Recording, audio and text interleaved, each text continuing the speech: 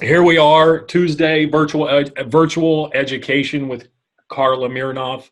Karla is one of our educators. She's used shark fin shears for some time. Uh, she's an amazing stylist. I got to hang out with her and meet her several times. We've become pretty good acquaintances over the last 3 years. I've got to see a lot of your work you did before you went to Europe a couple years ago. Before you went, it's an honor to have you on today. I can't wait to see what you have going on. I saw some previews of it yesterday on your Instagram. So take it away. Oh, thank you.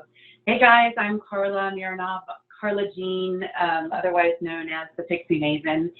Maybe it's a self-coined thing, but here in Charleston, South Carolina, we don't do a lot of short hair. We, as in the Charlestonians, so a lot of long, blonde, flowing hair. And because I trained in New York City for over 20 years, I worked at the John Sahab workshop on Madison Avenue, and I learned a dry cutting technique that I think is really amazing. And I happen to really love it on shorter hair. So I love it on the long hair too, but today we are going to talk about undercuts, and we are going to do the lady boss versus the girl boss.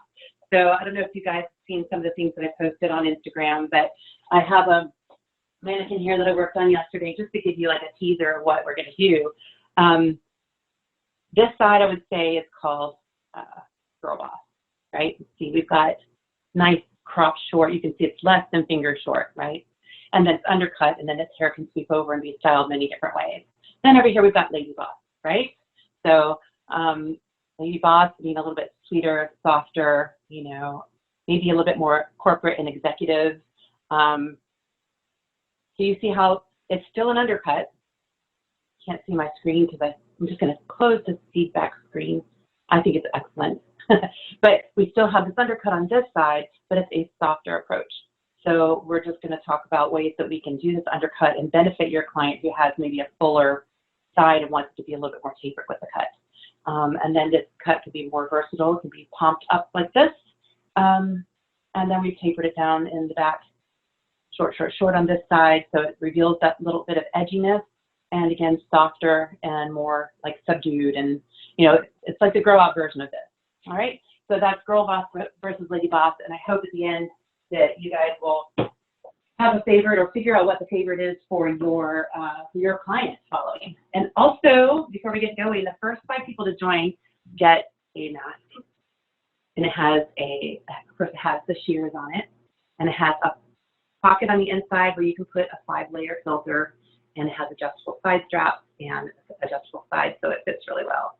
So I don't know when we go back to work if we're going to be needing these, but I have a feeling that we will. So I'm going to give 5 of those to the first 5 people that attend.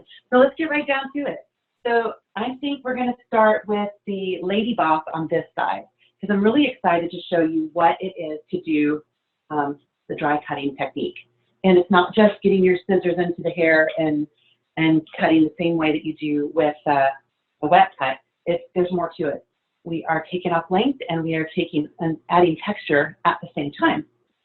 So I'm going to start with my guide over the ear. What I already know and I've determined is that this lady wants to have a little bit of her ear exposed, but not everything, not too like white walled around the top of that.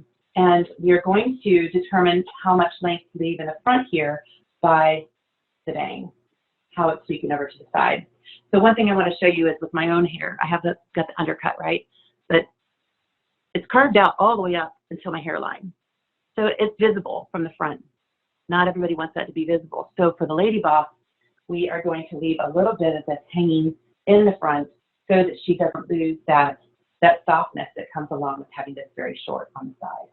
So again, this line here is going to determine a little bit of that flow on the side. Okay, so we're going to scoop out a little bit of the bangs could be done first. Sorry, I saw that note pop up. The bangs could be done first, but I happen to already feel like this piece right here is a really nice transition into the side like that. So I'm going to work with it. All right, so I'm using the shark fin monarchs, and they are a swivel shear. So I get a really good rotation with my wrist. You can see how fluid that goes. And the reason I'm bringing that up is because I'm going to be doing a technique that requires flow and movement. And because this is it's about a 30% lighter shear, so if you're working with a really heavy shear and you want something lighter, this is a good way to go. But I'm doing a fluttering motion, and I almost want to call it like a butterfly motion. But for you Harry Potter fans, Slytherin is another term for this. I kid you not. And I know some of you are Slytherin fans. Okay. So I know I want my length right about here at the ear, and I want to leave a little bit hanging over.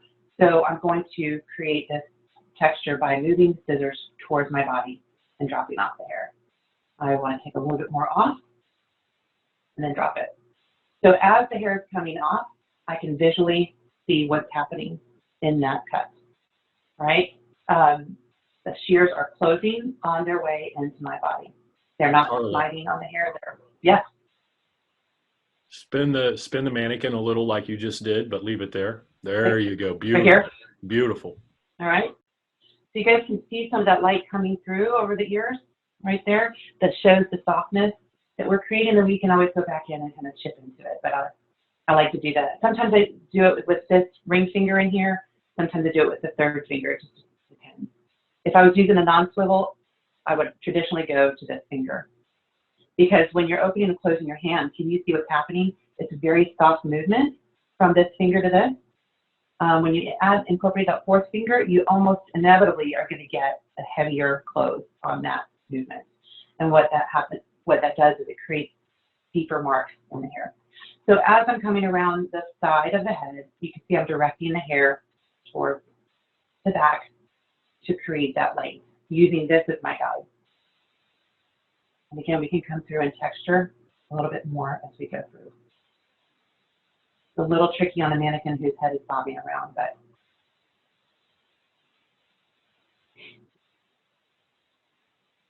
has anybody ever used this technique before? It's like it's layering and taking off length and texture all at once. So you can imagine the hair, when it's textured like this, it's similar to razoring. So if you're cutting your hair blunt with a scissor, shear, you're stacking it all up like that, you see how bulky that gets, right? If you're cutting with the shears and that fluttery motion, you have the ends of your hairs are like this. So then your next section is coming down on top of that, and the next one like this. And then when the wind blows, her hair can live here or here or here. It has a place to go all the time. But the other thing is, instead of it being so bulky like this at the end, it's a little bit tapered. So your contour on the side of the head, the contour on the side of the head we'll show you in a bit is going to kind of collapse just a little bit. Okay? A side note there. So if you were elevating to do a wet cut, you would be just doing it like this, right? And we're doing the same thing. You see how it's loading up in the comb, getting caught. Loading up in the comb the same way you would if you were going to wet cut, but you're not taking enough off blunt sections. So we're being mindful of this piece here. So I'm going to go do some deep texture through here so that when the hair falls, I still have some of that length. How long have you been practicing this technique? I've been doing this since 1999. As soon as I got out of cosmetology school, I went right to John Sahag, which was really great for me. It's very, very comfortable. I mean, you can see with everything that I've been doing, the movement is so central. And then when I discovered the swivel shear, it's like, look at my wrist. It's so happy. And I've had all those surgeries on my wrist before, so I don't want to have any more of those. Right? So, and you just are using the tip of your shear to pinch to your finger, like as you're guiding your hair into it. And again, I'm going to retain some of that length so that later on I can determine what I want to do with it as the hair falls over it. But you can see that shape is a little bit collapsed. All right, so then we would take down the next section, and we're going to need to identify how much hair that we're going to take out here. Because if the lady had shorter hair on the top, you would want to be 100% sure that she had enough to hang over and give it an undercut, and she has plenty. So a lot of times when people do undercuts, they go right up here to the parietal ridge and look at, where the round of the head is, and they'll stop right there. So let's check and see if she's got enough hair to cover that, if we would be able to make any changes that we want to make. So yeah, she looks pretty good. But I'm going to take this line and I'm going to scoop a little bit more on an angle as we're wrapping around into the back of the head so that we get a little bit of that softness and we can build up some weight across the back. So I'm just going to go to town on that. And if you guys have questions, you can let me know. But again, I'm going to start behind my ear again using that guide and just continuing to layer and remove bulk. So one of the, like we said, one of the main reasons of doing this is to collapse the shape on the side of the head so that when she has the hair hanging over it, she doesn't have a bowl shape. This can apply to gentlemen too. There's really no reason that it needs to be just for women. Some guys do not want that barber look. Right, so now that we're getting behind the ear, I want to move some of that hair out of the way so I can see a little bit more in this area so I don't end up scalping hair off that, you know, because nothing's growing here, so I want to make sure that I honor that section and have it wrap around well. Karla, spin her a little more, please. Sure. Perfect. Thank you. Okay. Yep. Also, with her hair longer like this, it's easy to pick it up and cut it with that technique. If somebody already had shorter hair and was coming in every 3 to 5 weeks for this, how would you cut? Well, the cool thing is if they're coming in every 3 to 5 weeks, then they're giving you a guideline, which is awesome. You're not having to recreate this entire shape, right? So if you were going to be doing a cut like this with a razor, that would be a little bit trickier. You know, this might be, maybe you could toggle back and forth between razoring and dry cutting. But, you know, with this, you can get right in there, pinch the hair where you want to take it off, follow the curve of the head, and just go like that. I mean, I'm barely moving it. And she's not in any jeopardy. You know, we're going to do some of this kind of layering later on too, but you can still go in and you can tailor just the same on the short hair. Does that make sense? Does that answer the question? I think what it's in reference to is more of how, you know, it's a little difficult to tell how short or long the hair is. So I think you're saying you would still have plenty of hair to grab even when it's shorter to use this specific technique. Yeah, because you can pinch it right from the head, you know. You can pinch it right from here, how short that is. Slide your fingers out and just, you're lifting it. You know, part of that motion of getting that textured look is you're getting into there and you're traveling a lot with it. That's how you get that softness. And here on the side, if I need to create a little bit of a line, you know, for continuity, so I can have that visual, I can even just come in like this. And because these are the stainless shears, they are made for the dry cutting and the hair can really receive it well. So I'm taking off a little and I have to determine what her hair can handle, you know, around the back. Is she really stiff, rigid, you know? How tailored does she want it to be? How soft does she need it to be? Is her boss going to have anything to say about it? See, I can come in here, and that's pretty short. You can lift that up. Take it right off. Because if you're going to go chip in there at 0 elevation, you're going to see those marks, right? You may not want that, and I may want to get just a bit closer. So you can come at it from different angles. This is a very comfortable angle. So we would continue in this manner all the way around this side of the head, bringing down small sections. I'm going to use this as the guide. Karla, we're getting lots of great questions. The majority of them just are referencing, you know, how you could, you know, how could you use this technique with a razor as well and things like that. Yeah, sure.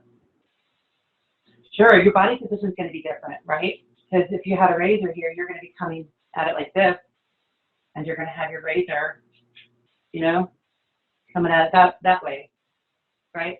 The difference is with your razor, here in South Carolina, we have to have a guard on our razor. So now I'm not using it as much because I like the full blade. But, you know, with the guard, you know, it's going to prescribe to you how much you're taking off there. But you can even use a blending shear, but it's going to prescribe it for you. But you can see here the irregularity with it that kind of works for me because now the hair is flowing this way, and I kind of like the way that it's looking. So you get a little bit more control when you're using a shears versus a razor. You know, you can go right back in. If it's a little bulky right there, you can just take that off. I suppose you could do that with the razor too, just if you're affluent with it, you know? Yes. So we would do that coming all the way, coming all the way around the side. And if you want to check it, you can lift your comb, point cut it, but you don't want to go in and remove all that beautiful texture that you've created. So, has everybody had experience with the undercut before? What level of people do we have here today? Here's a good place to show you what the flow would look like if you were using a razor. Because in this position, I'm going to need to utilize my shear coming across the hair like this.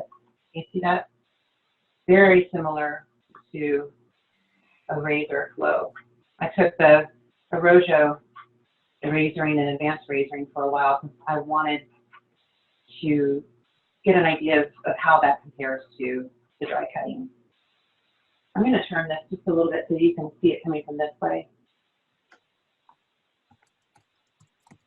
I'm getting like a feathery edge on the bottom, and I may take it shorter. But you see, I'm just following the curve of the head, and wherever I see bulk, I'm just taking it off. I'll pinch it with my finger and take it off. You can see what's happening. I can drop that down. Karla, just so you know, we have hundreds of people on here, so, and some are in schools. So we have anyone from still in school to, if you know, I'm guessing seasoned, if you will. Whoa, excellent. So see, it really, for you who do razoring, you can see in this section here, it is very helpful to know how to razor. The key to blend is just to keep flowing with your movement. Just keep that wrapping around and don't hiccup. Right? So for the sake of time, you know, I want to make sure you guys get exposed to everything, right? We're going to leave that side like it is for now. We may do a little bit of adjustment. Maybe I should drop down one more. Yeah, I'll drop down one more to give you guys one more visual. One of the things that's important when you're doing a dry cut like this is you need to have the hair a consistent tension, similar to the way you would if the hair was wet, right? The cool thing about the dry cut is you get to see how the hair flows and moves. Get that out of the way. Okay, so if I were behind her, sometimes I can get her in the mirror. I don't think that's the right time for it. I want this part to live in this area, so I'm going to start working right here, letting the weight build up a little bit. So if you had to visualize with the comb what that shape is going to look like, it's going to come like this around the head, contour this way, but as you're coming around the back, it's going to start building up weight like this. So now we're starting to visualize from the side angle. So you can even, once you get that weight off.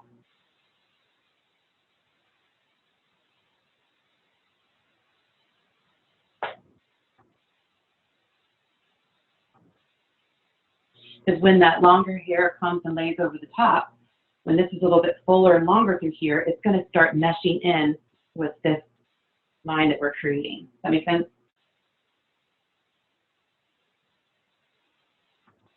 Yes, looks great. Mm-hmm. Cool. Need to make sure that my other side is out of my view. And you can cross-check, especially because we know that we want to have that line wrapping around, and just go in and chip it. You see that texture still remains. And this is important not to over direct. You know, these are the places where the hair wants to live. So you wouldn't want to cut it over here or you're going to lose everything that you put in the hair. So it's a little bit pokey right now because I did have the iron in it. So, but you saw in the mannequin before that after the hair was washed and blown out, it softened everything up.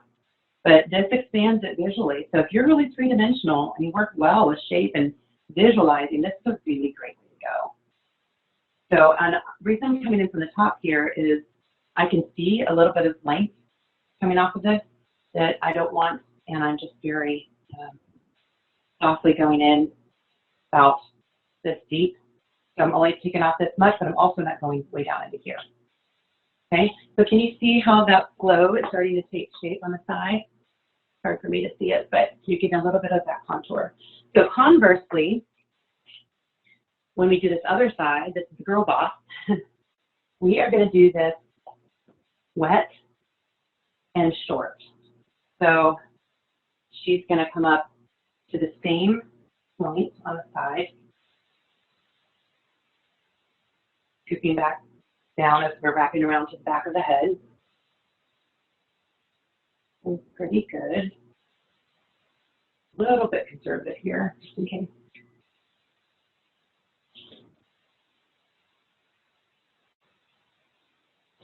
Okay. And she doesn't mind if she's got all of this really short here, because she is the girl boss. And obviously I'm a girl boss for now. I need to be a lady boss soon. Right, so let's let it down.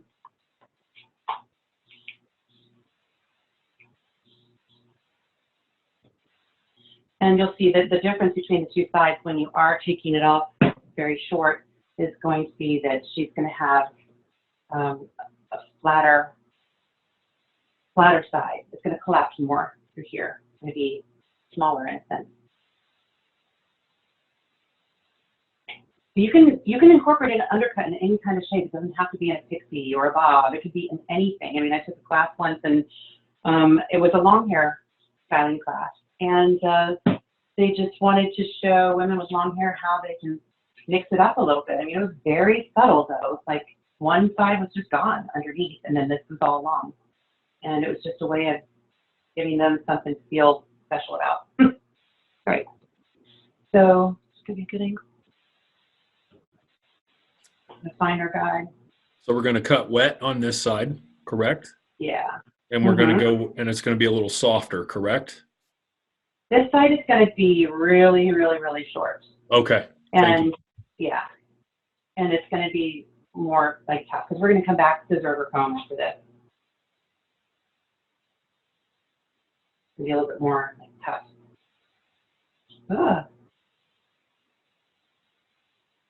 Doesn't have to be incredibly precise, because we're going to go back to the zerber comb. However, we do want to start creating a little bit of a buildup of the weight on the top. So then you're angling your fingers at the parietal. You're slightly angling them out towards you, correct? Yeah. So here, this is coming towards me just a little bit. Yeah.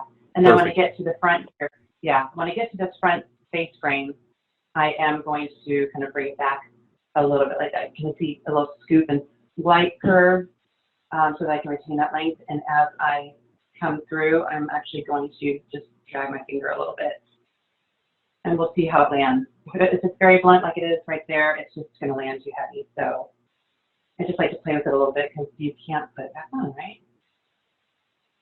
So we'll see how it lands, but we are going into the zerber comb. I just want to get this out of the way. But we're going to direct this forward. The previous section. All of this is going to come off. And her ear isn't very flexible, so it's hard to get really close into her head. It's not flexible at all.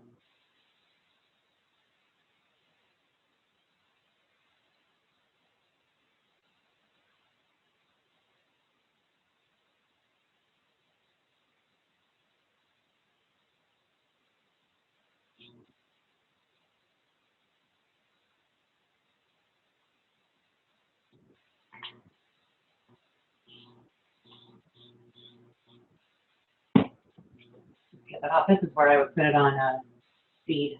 No troubles here. Yeah, no worries. We get the general idea. So Yeah, so I want to make sure that you guys get to see, well, you'll see the difference with the mannequin over there again. I'll show that too, but you can see how it collapses differently in the back as we compare side to side.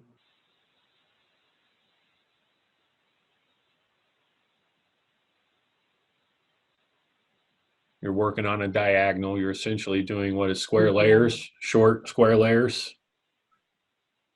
Yeah, just working around the head. I mean, Okay. I'm not really trying to retain a whole lot of length or anything. I'm just Right. trying to get the hair out of the way, and most of it's going to come off. So I'm getting the my other shears out, my other shark fins.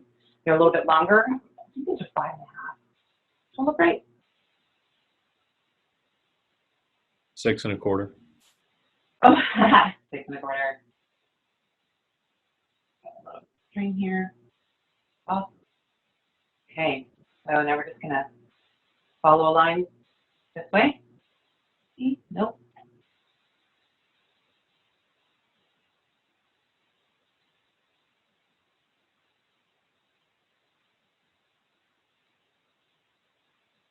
Along the angle of the head, retaining some length in the front.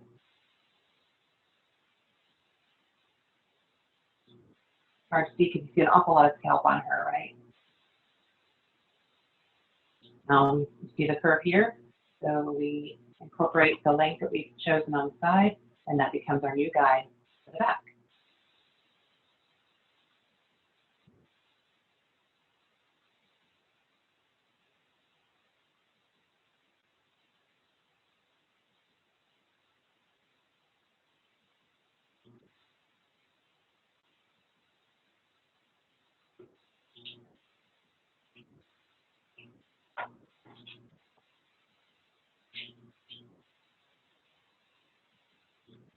I feel like having some hair in the way. So we'll just keep that going. You see how it sticks out straight? That's why it's really important for you to determine for your lady what her hair is going to do. So this side here is undercut, but it's already beginning to have that contour shape. So if your lady wants to have it really short on the side, you either need to go really, really short to the head so that it lays flat, because otherwise it's going to push the hair outward. So let's get back in there and take off as much as we can, or we're going to lose the effect of the undercut. Several questions about could you use clippers? Yes, you could use clippers for sure. Yeah, you definitely could. And then you would want to work it up to, build up a little bit of the length at the top. But here around the ears, that's gone. Just kiss it goodbye. She wants it short. And you can tailor that with a clipper if you want, but in this case, I like that the step, not the step, but the chipping that's in there. I find it softens the edge. And I take the front perimeter shorter than everything else here. I just eyeball it, because look, right here, it's jutting forward. So I really have to take some of that off. And push it forward a little bit, push it back, and it's like I'm doing a little bit of a taper here in the front. And that way she doesn't have, a blunt edge going all the way across. It softens it up a little bit.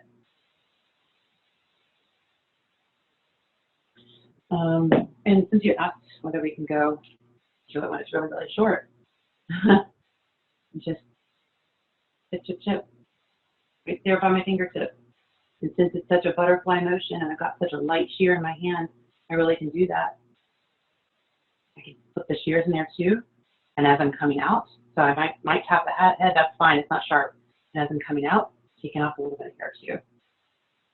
Mostly important here on the hairline. But we are getting, you see a softer effect there than you saw in the beginning. All right, so I think you guys get the basic idea. It would go all the way up to the top, to this area. That would all come off.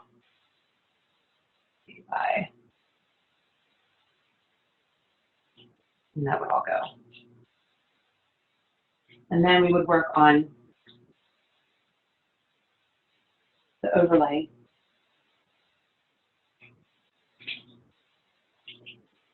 And she's got a good bit of hair there. So our goal in this case is to find a way to meld that hair into the side, right here. Side. So that's why I think it's a little bit, I don't know, it can be a little trickier. I don't know that we all attempt to do this because it is so easy to go in with a clipper, right? But for the ladies who really would not like to even see a clipper in their future, that could be really frightening for them. and they really need that softness.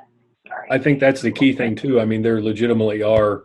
You will have ladies in your chair, not just women. You will have guests in your chair People, yes. who want to go short, but they don't want to hear anything about clippers. And you take it just as short with your comb as your. I'm sorry, you take it just as short with your shear over comb as you would with a clipper, and it would be much more efficient just to use a clipper. But they don't even want to see clippers.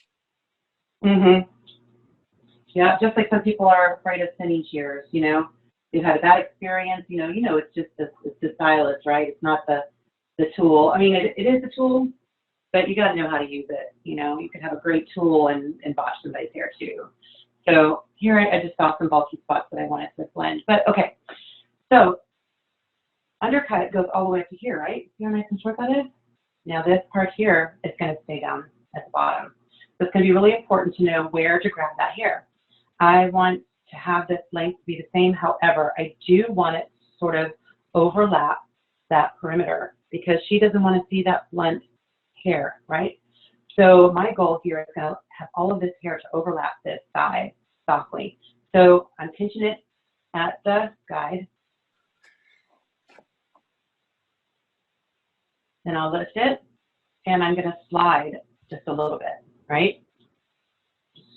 Exaggerating, but slide as I'm removing the hair. Okay, and you're going to leave a little bit of that length. You can see I'm over directing to the back to retain length. You see some of that overlap right there? It's actually a good backdrop to have the blonde behind it from my last experiment because you can see the brunette kind of laying on top of it. So we're not going to get too fiddly with that length right now because we want to see what the effect is as we're dropping everything else down. Anybody have questions about the movement of the shear or how deep to go, how shallow, anything like that? My typical movement would be in the tip of the shear, right about here. That movement is very soft, right? When I get higher up and I want to take off a lot, I'll show you the difference. So can you see how it's turning around, wrapping around the head? And I'm following the flow of her hair. Her hair is telling me what to do. Because even though it's living above the ear right now, it wants to live back here.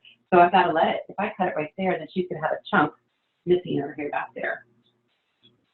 So if I need to make sure that it fits in both places, I just come through, texture the end like that, and then if it does land here, look, it still fits. Right? Right. Take down another section. So you still want to see your previous guide. So maybe have an interesting thing. But you can see that. Can you see the contour happening too? So now with this section, let's go back in there, go back to our center guide, lift the hair and pull it towards me, cutting towards my body. Very visual, right? More. No one's really asking about the technique. I think the questions we're getting is they want to understand more how's the shear cutting the hair, and really the scissor at this point is acting kind of dual purpose scissor / razor because you're using the edge of the scissor to cut the hair like you would the edge of a razor. Right? That's a question actually. I made it sound like a statement. Yeah. So got my shear, my body, I'm pulling it towards me like this. So it's cutting on that hair. I'm lifting the hair and following the hair. And it's just taking a little bite. Sometimes it helps to have that word in your mind too, like snip, snip, snip. Or if you're doing butterfly, butterfly, flutter. I can't do that. Slither and slither and slither. And how's that? But with a razor, you're more like drag, drag, drag, right? Here we've got two blades, and we're coming at it from both sides. Makes sense? Overdraft a little bit towards the front so I don't lose my length. And as we're coming around the back, we want that length to build up so that it can lay over this. I gotta be real careful about that. And I may bring up this perimeter a little bit more. But again, we can do our curving section. All right, so this is going to collapse on top of that. Don't really think I need to iron it. It's laying nicely. And I'm not going to press it so much that my measurements will be off because her hair is going to bounce back up again. And I want to make sure that I'm not taking off too much. So I'd like to see, you know, it's carved out a little bit like that, but I'd kind of like to see a little bit more left behind so that it's, I don't know, piecey and let's see if we can achieve that. So as we get towards the top, you're going to be a little bit more free with the movement because we're getting a pretty good solid shape around the bottom. So now we want to just make sure that everything's going to fall in place nicely. So I can go a little bit deeper with my flow. That's more like a razor. Very visual hair cutting. Mm-hmm. But it's good because you're still, you know, sectioning off hair, getting it out of your way, you know, keeping it as neat as you can. Well, yeah, there's still a technique, but it's very visually driven. Yeah, it is, yeah. But the effect is incredible because, you know, particularly with my ladies who have like receding hairlines through here, she's not receding at all. So I could go through a cookie cutter haircut. I could go through any shape and she'd probably be fine. But in the case of someone who's missing, you know, an incredible amount of hair right here, if I just went through blindly, she wouldn't have anything on my corner anymore, you know, and she would not be happy. So here in this part, I want to keep the length, so I'm really traveling down the hair as I'm cutting. Traveling back a little bit more. Let's see. Taking shape.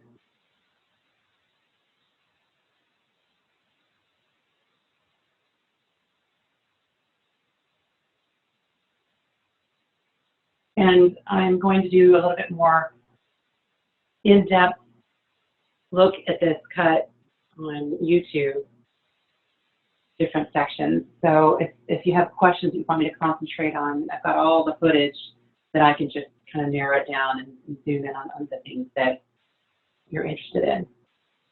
So I'm coming from the top here, looking for anything that's overhanging that needs to be collapsed. And I need to keep in mind that when her hair is not ironed flat, this part might have volume, and I need to see how that tapers and contours on the side. So you probably want to see how it wraps around the side of the head, but let's go ahead and bring down this section on top. See, we've already got a great shape, and so we could just, if you know you want to retain that shape, you can do like this. Make sure that you're just taking off what needs to go. And then you can go through and texturize that. But that way you know you're not, you've got a guide now. See? And these are my comb from Anthony Edge. I love it. It slides through the hair great.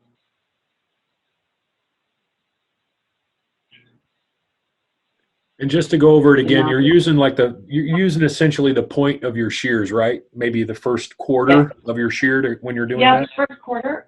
Yep, right about that much. And then if I'm going deeper, I might go a little bit more like this. So when I'm coming across the top of the head like this, and I'm creating more of a round layer as I'm getting to the top. Not really creating so much of a layer, but I'm adding the texture to it. That's where the hybrid comes in.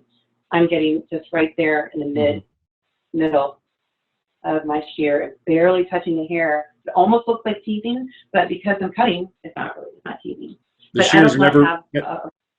shears never fully closed, correct? Exactly. Never fully closed, never. Because that's when you get a chunk. And as you can see, I'm moving the hair. So there's never one little spot that goes missing.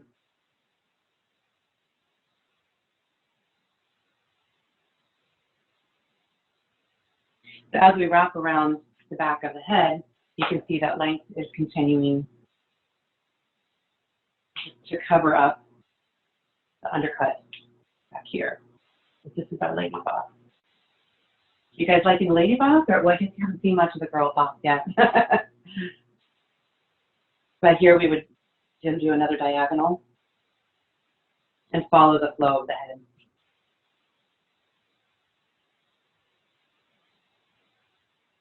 Liking where that length is, I want to take a little bit more that's incorporated the length so I can have a visual of how that would lay.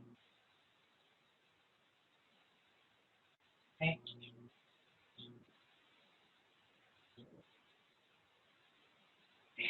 I'm going to clip this up for a section because I feel like I am going to come in and want to make this a little softer and tighter in. So I'm going to check my angle here. Remember, we're going according to the angle of the head here, up to the occipital bone. And I'm checking my work, making sure that I am creating a predictable line. A little bit softer. It has so much freedom to come in with a shear like this. Okay. Check this. All right. Down. Give it a quick little swipe with the iron. And show you how that wraps around the side of the head. So the iron isn't to flatten the hair completely. The iron is to create a natural bend in the hair and to make sure that you don't have any kinks at the roots. All right.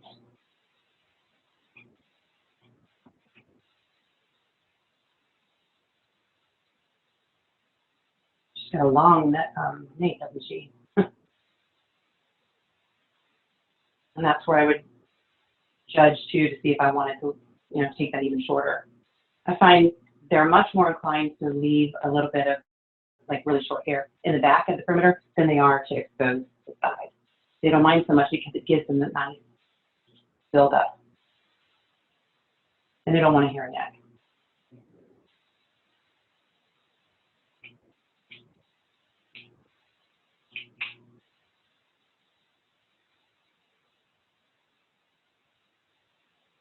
So I'm keeping a visual in my mind of the hair coming out this way. So as I'm lifting the hair and sliding my finger, I'm creating that angle. I would probably prefer a smaller section than that, but so we can still do it.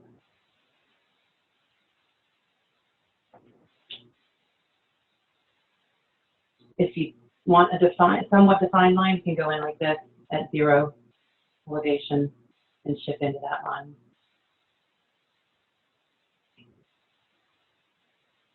And then check it. If your texture's already there from the slitherin, so you're not losing it, you're just going in and removing some extra bulk.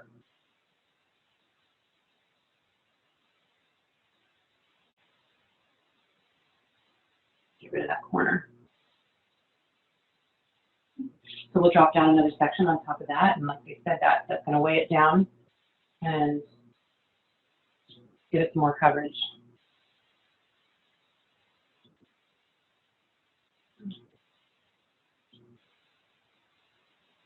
And the length of the lady's hair will also determine what you can do with the back. So keep that all in mind as you're assessing her haircut before you begin. How long does it typically take you to do this in the salon? An hour. But the cool thing is the texture gets in the hair. It gets in there. So like when she comes back, if I need to shorten it, some of that texture is really deep. It's like if you've gone and done some blending and all, it's still there. The shape is still there, and all you need to do is go back and edit it. So one thing is, it is a long-lasting haircut because that flow is unmatchable. It's just seamless. So sometimes they can wait longer between haircuts, but just encourage them to come in when there's still a shape in their hair so that you have that to follow. But it can be done pretty quickly, especially when we're not talking. If you have an assistant, the way that it was done, where I trained, all the clients would come in and get washed and ironed by the assistant after they had their consultation, and then they get their haircut and pop back over to an assistant to finish them. So it can be, quite efficient if you model it that way.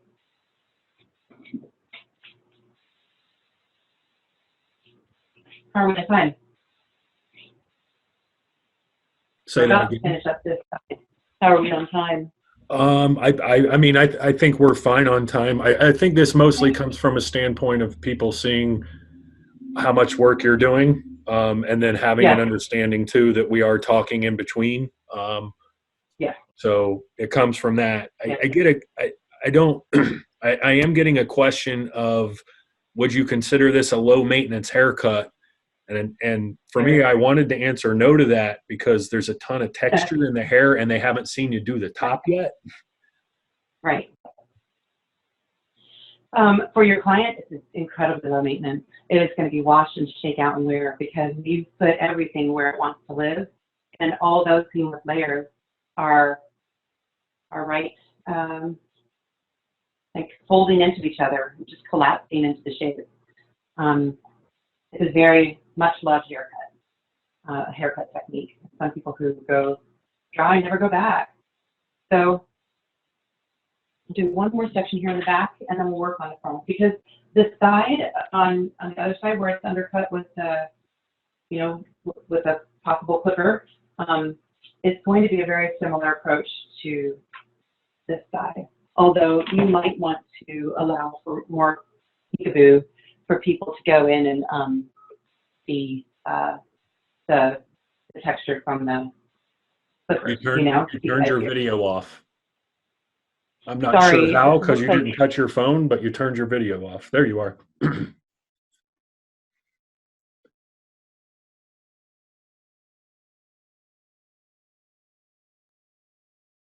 I can see you.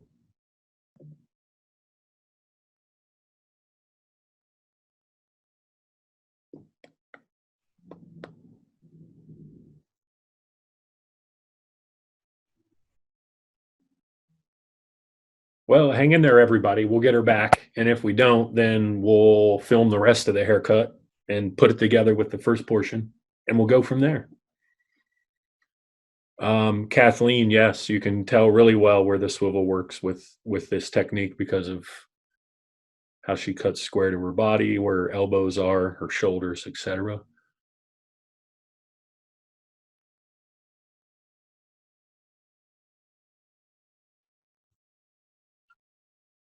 hey, Hi. find you guys again. If you don't do not disturb on your phone, people aren't supposed to be able to call in, are they? But they did. It's okay. It happens. There you are. All right. So I just kept working, guys, to show you how the back is developing. You can come from the underneath like this too. And it can go quite fast. If you know the shape that you're putting in and you're not having to talk about it, it can go pretty quickly. You just have to determine where you want that weight to start building up. And you can see on this side how that's taking shape, and maybe if you can get a little bit of a view of the profile without this side in question, you can see how it's starting to build up. I'm just chiseling in there any bulk that I see coming from the top. And then we would just keep letting those sections down like that. And then I would, wash it or rinse it and blow it out softer. Okay, so let's take a look at the top. We're still here, right? Okay, so you see that? Now it's got a little mullet thing going on in the back. Get that out of the way.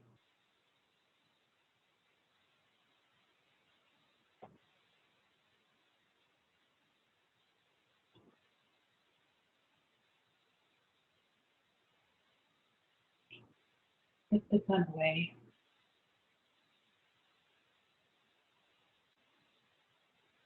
All right, so you can see that contour taking shape on the side already, right? She's got that length flowing over it, and nobody knows that she's got it shorter underneath because it barely even looks shorter. So to create a layer going across the top, sorry? It looks great. That's a really great angle to see. Okay. So, and for my own purposes as well, I want to create a little bit of a layer across the top so she has movement and flow. So I'm going to drop down all that length and not touch it, and then just come in like this. My shears would be going like that, coming down and creating that texture and around that way. That length, that's going to go. I want to be really careful not to take too much. You can take it from this angle, or you can take it from the side, or whatever you want to see. But what we're seeing now is that hair is a very seamless layer on top of what we created down here.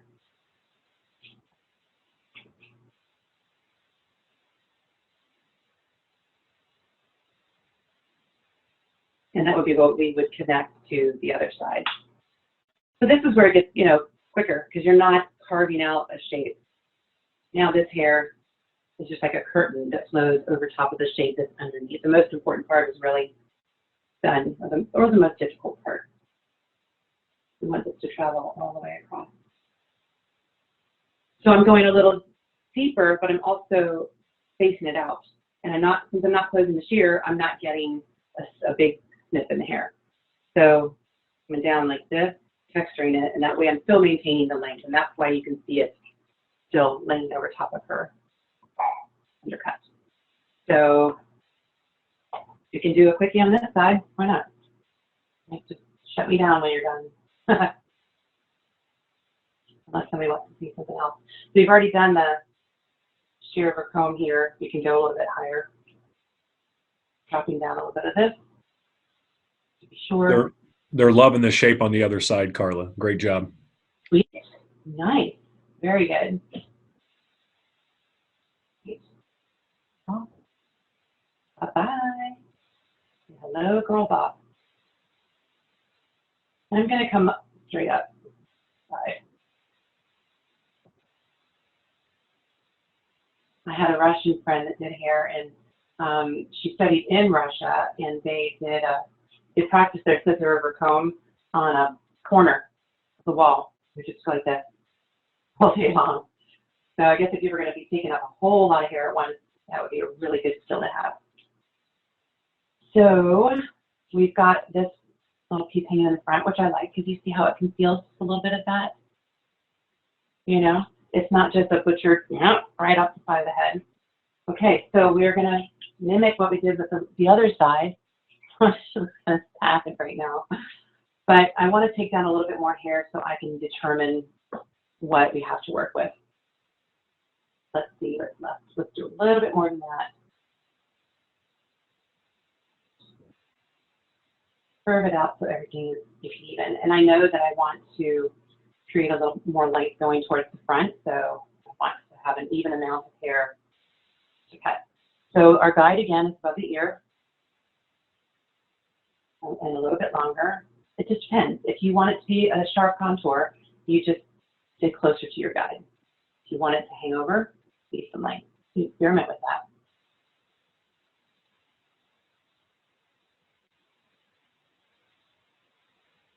And like I said, a good way to do that is to stay at zero elevation like this and see it like, oh, okay, I like the way that this is flowing into the side bang right there. You know, is that what we're going to do? Are we going to take off a little bit of that bulk and not have as much of an exaggeration? Keep in mind that that hair underneath is getting woven into it and is dictating what's going on. So you need to come through and get some of the mess out of the way. I'm going to just drop down some more and see what happens. And like we said, short hair pushes long, it pushes it out. So I don't even know if you can see that. It's like bristly. You can actually see it coming out of the hair. So if you have to, take it shorter.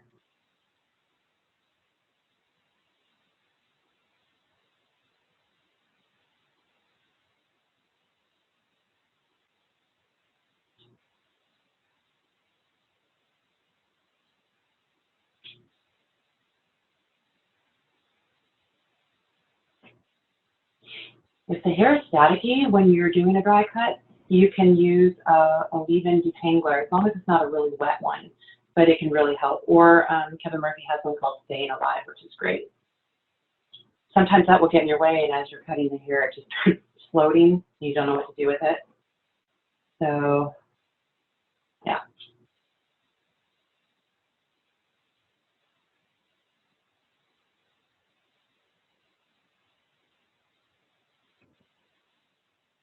Drop it down, check and see. I think I could take up a little bit more. I don't want to take too much. I want to experiment with seeing some of that hair hanging over the edge in a more like shattered, almost, I don't want to say shredded because that sounds so negative, but it actually has a pretty cool effect. Hair is so strong.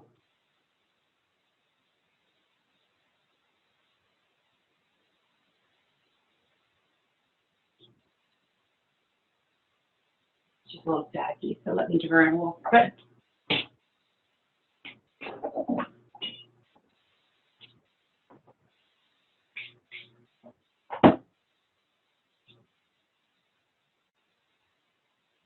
Ah, getting some edge to it. Yeah, very creative. Yeah.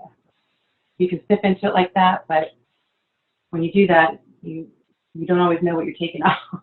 You know, you look like you're measuring it like this, and it looks like, oh, cool, let's take it out from here, but then you don't know what it's going to do when it gets down there. If you see here that it's too bulky, or if you see when it's laying, it's almost one length. Pinch that spot that you see that's dark and see if it follows through to the rest, and it does. So, a little bit. Just dry her a little so I can see what's going on.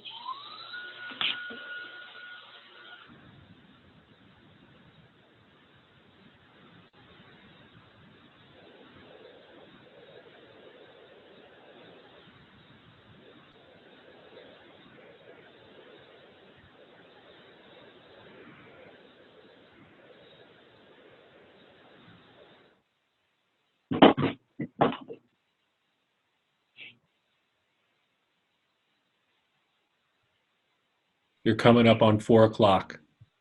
No. So that's the way you can have it wrapping around to the front, and you can blend that in. Luckily, her bangs were in a good shape when we started. So I think all we need to do is now is go in and shatter it so it has a little bit more balance. So this side we've taken, I should probably drop this down. It's going to be harder for you to see what's going on in the back on this side. But the effect is going to be very similar to what you see over here in the back. It's just up to you how high you want to go with that, like how much of this hair do you want to see on the top of all that, you know? And do you want to have this completely exposed and have a line, or do you want to keep letting the hair collapse over that so that it has that flow and that softness? So like we've got on this side here, it wraps around. Oh, that'd be not cute.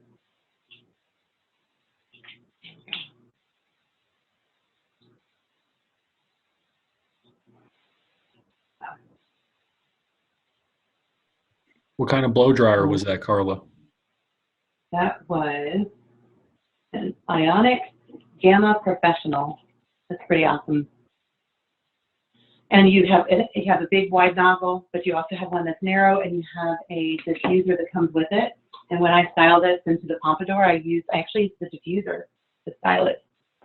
So yeah, it works really well. So with the bangs, you can do the same. I want to leave this length on this side because she's more edgy. But with the bangs for this side, we're gonna have it sweep over.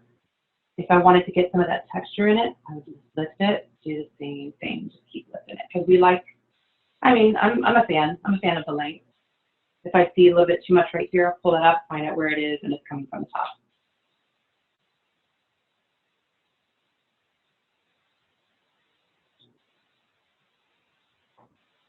So this cut can be worn straight like it is, or it can be done in the pompadour like the image that I showed you guys. I mean, and you could take it any direction that you want. If she wanted to have a little bit more of a fringe, you could go in there and start texturing this all out.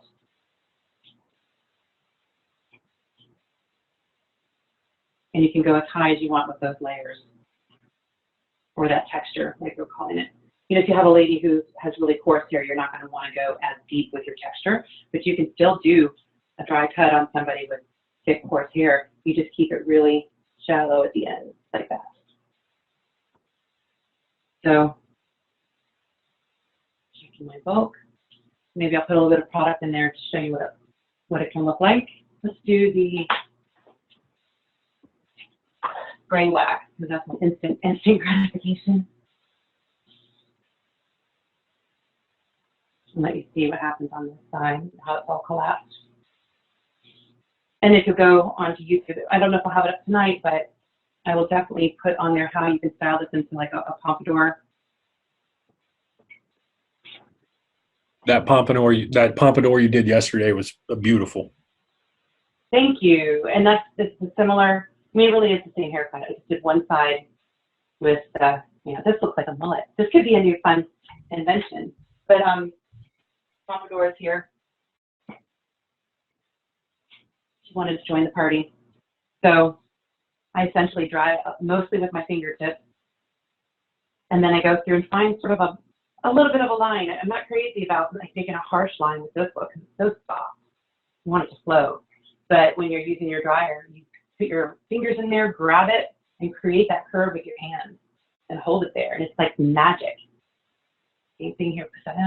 This is a finishing wax, so you'll want a root boost to really make that happen. So this is, remember Lady Boss? A little presidential. That softness that's happening through the face, she can even let it fall forward, or she can go a little bit more exaggerated and fresh that up into everything else. And we've got Girl Boss over here.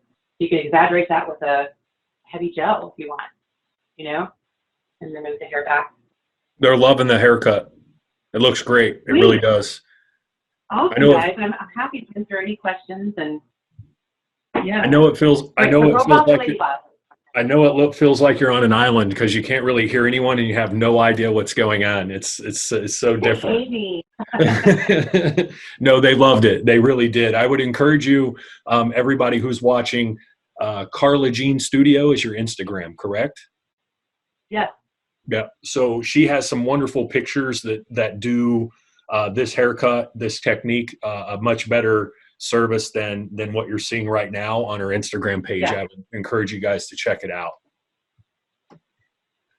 I would love to see you there. I'd love to hear your comments and questions that you might have, and if I left any gaps in my education, because I want to learn and grow, and I want to bless you guys.